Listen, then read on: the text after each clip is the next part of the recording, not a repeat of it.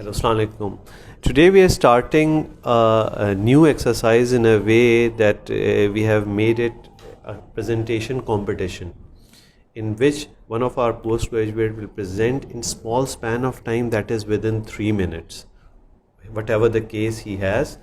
And then we'll be having a comments from Professor Khawar Kazmi. He's a senior cardiologist.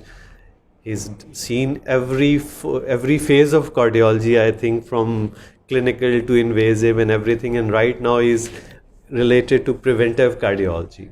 So we'll have that comments. So right now I'll ask our postgraduate to start the case. Today, yes.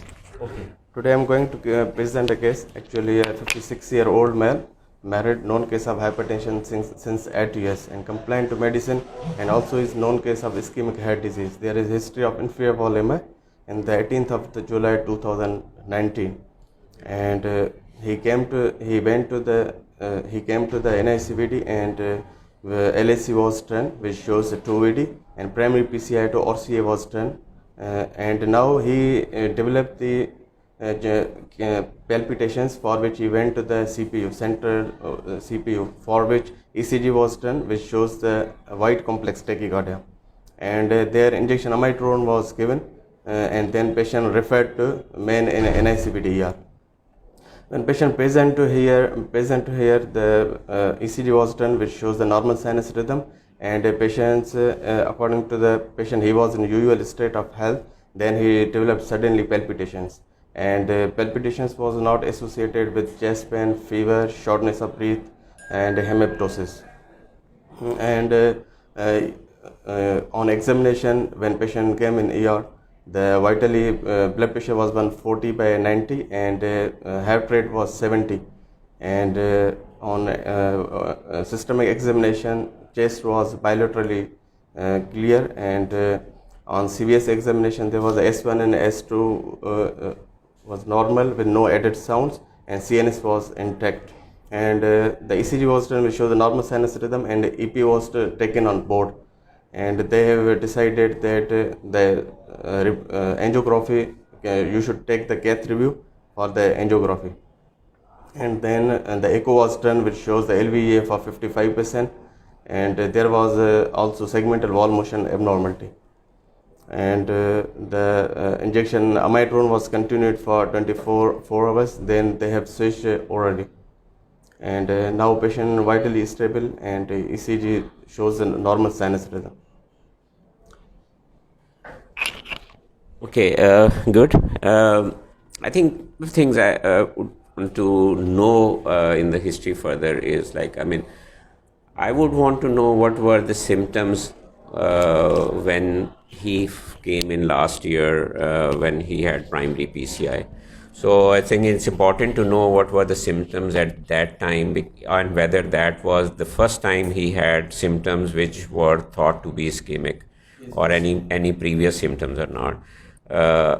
Then second important point which I want to know is that what was his situation or condition after PCI to the current episode of palpitation. So I think in this case, the background was missing in a way that you just stated that he came here with MI and his angioplasty done.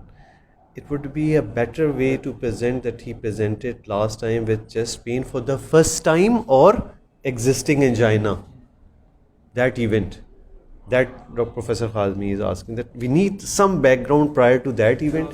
Then you should be telling that as well, that after that primary angioplasty done, he remains asymptomatic, doing his job or whatever activity normally without any issues.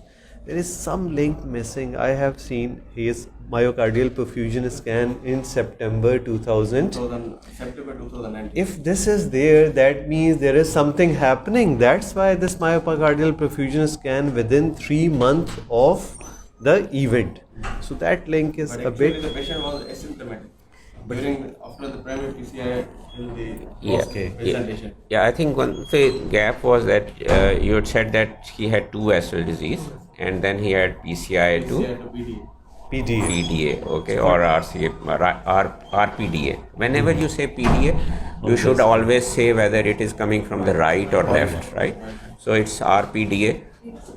We didn't had information on what was the other vessel involved, and Circumflex. Circuit and LED.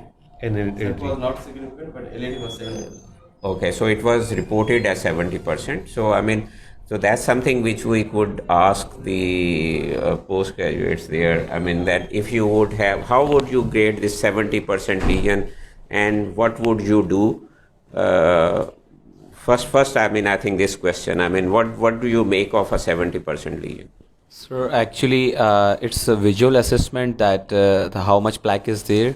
I have seen the CD of this patient. That Okay, good. So I mean, that is another thing which probably we would have said. I have reviewed the CD as well, and it this has is your assessment. yes, it has not more than 70. It is 50 to 60% plaque because TIMI 3 was there.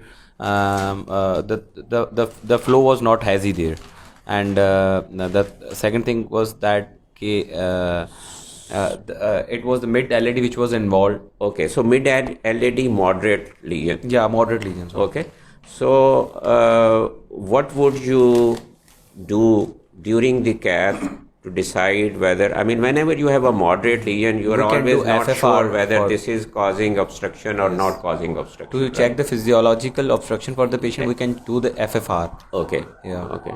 So one other thing I could ask here is, I mean, the question that what is now the suggestion that during primary PCI, would you do all the vessels? No, it is not suggested according to the guidelines. What is the evidence now, current evidence? I have forgotten the trial that there was a trial in which it showed that it actually increased the mortality when they were going, I think it was.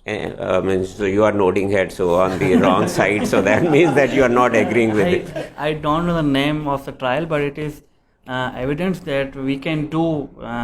It's not class 3 as such. It's not class 3 now. There are certain It's in conditions in which you can You- electively do Elective. it's not on as a class 1 right now. Yeah, To be but I think there is to be evidence. I mean, although guidelines still do not make it class 1, but there are new trials which are suggesting that complete revascularization during the index admission.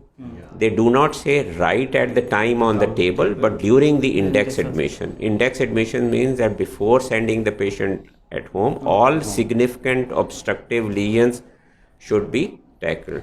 So all trial in this TEMI about the revasc of the other vessels like the culprit, Prague, the NAMI, they are not suggesting to do the FFR in these patients. Yeah, there is suggestion now, like, I mean, FFR data, like complete trial, name is also complete, so that means complete revasc. complete revasc. I mean, so that is a more recent trial than what trials you are saying, and that suggests that complete revascularization during the index admission is favorable. have a benefit. Major benefit is on readmissions or scheme, or rather than mortality outcome. The major benefit is on that patient doesn't have to get readmitted or they have less angina, which is understandable.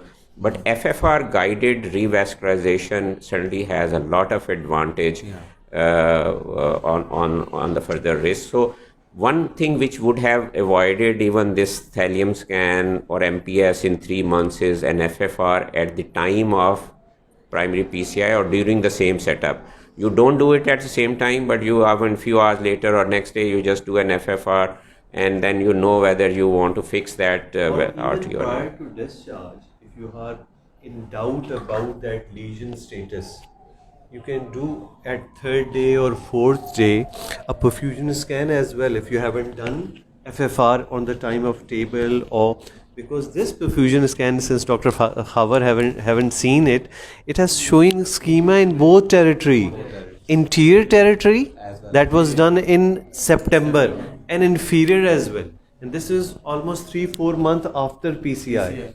So that means there is something wrong with that territory where stent was done, And I don't know, is RCA having any proximal disease to Sir, that lesion or not? Basically, he has a very big RCA, which is actually also Okay, supplying so at even that some sort of the RPLV is yes, very big. yes, very big. Okay, so then this suggests that there is something wrong with that as With well, that and as even the lesion which we are counting as 70% or This 60% is giving ischemia. Significant.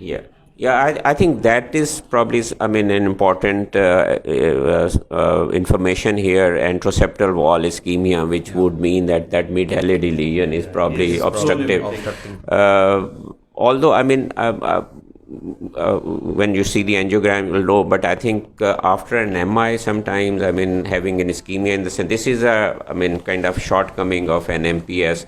Because that area, depending on how long the ischemia was, may take a long time to recover, and may have a mixture of peri-infarct ischemia and some infarct, and makes it difficult for interpretation in an MPS.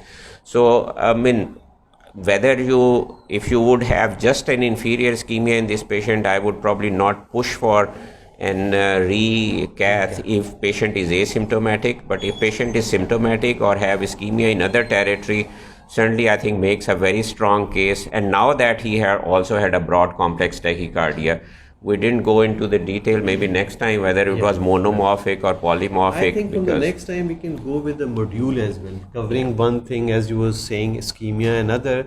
Since we are running short of time, overall it was a good presentation. But some very important links were missing. MPS wasn't described. Yeah, but that is the art.